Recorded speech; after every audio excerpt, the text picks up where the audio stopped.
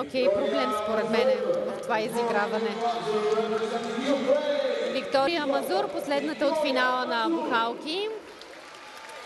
Още една много красива, интересна гимнастичка на Украйна. Стана по-рано дума, че беше част от ансамбъл. Основно и на Олимпийските игри в Лондон участва състава на ансамбъла. Има безспорни качества за индивидуална гимнастичка. И фантастичен скок. Има качества, не може да издържа до край състезания. Това е било винаги проблеми.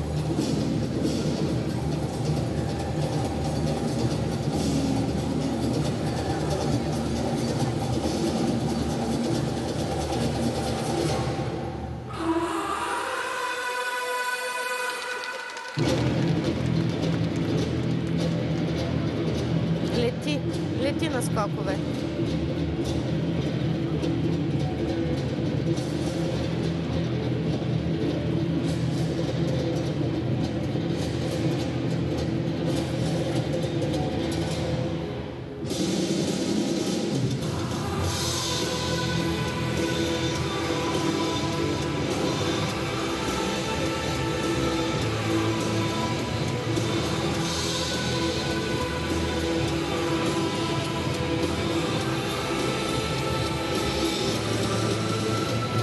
Грешка на риск до 30-ти.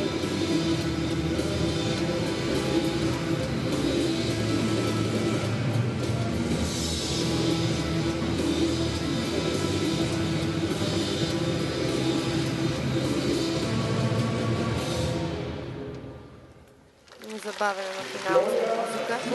Според мен нейният проблем е по-скоро психологически в главата, да.